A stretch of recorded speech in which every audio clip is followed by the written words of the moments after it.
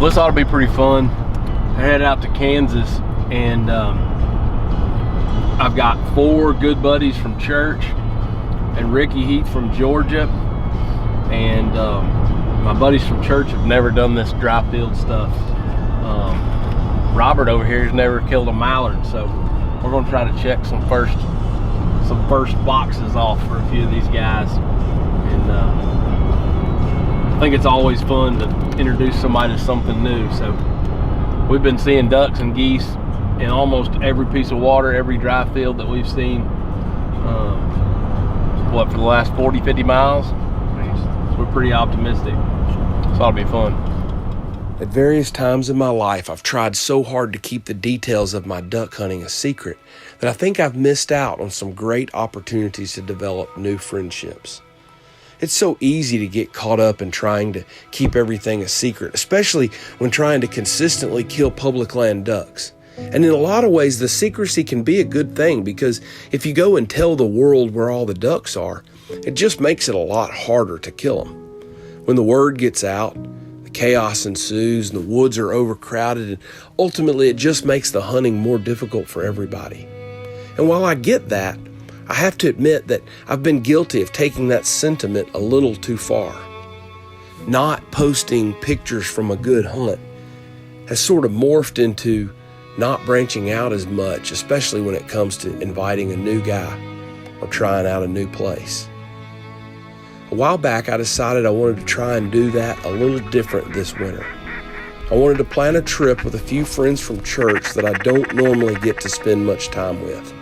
I see these guys at church and we speak in passing, but the reality is that a friendship forged in the field is always a little stronger than the friendship developed from a brief hello around the coffee maker at church. Watching these guys enjoy a few days of duck hunting together really opened my eyes to how much I take for granted about our incredible sport.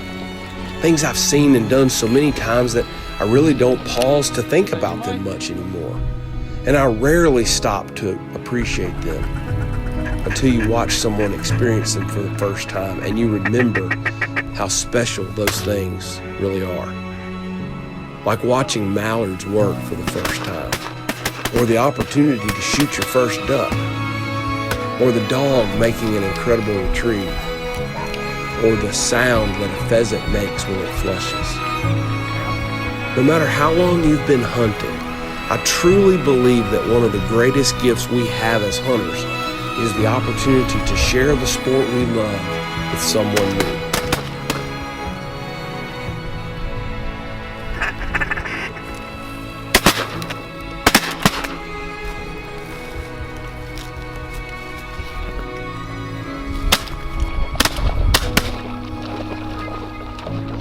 Come on, girl. Huh?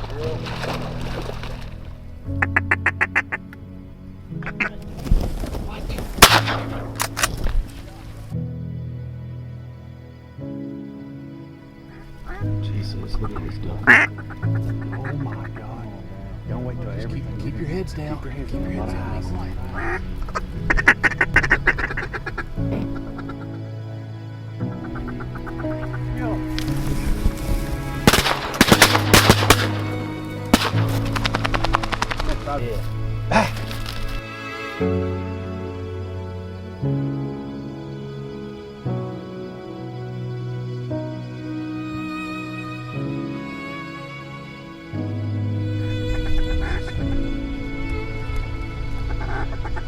Kill these two, Greg. Set on corners. I ducked 500. That one's right there in the middle.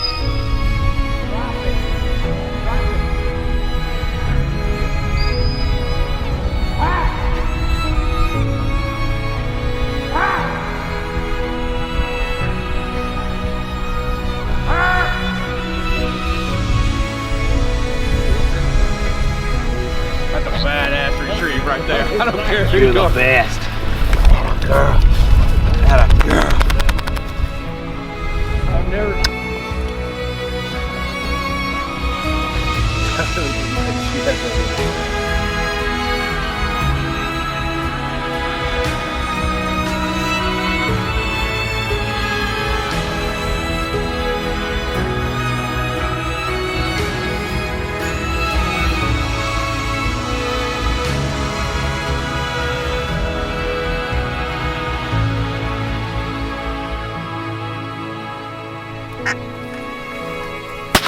And as I've recently considered this lesson, it made me painfully aware of how many times I've been guilty of doing exactly the opposite. Instead of introducing new friends to the sport that I love, I've actually avoided bringing anyone new around. This trip to Kansas has taught me a very valuable lesson. If we don't pass it on, if I don't pass it on and share it with new friends, our sport will inevitably die. The preservation of our hunting tradition is up to us, and I believe it starts by sharing it with someone new.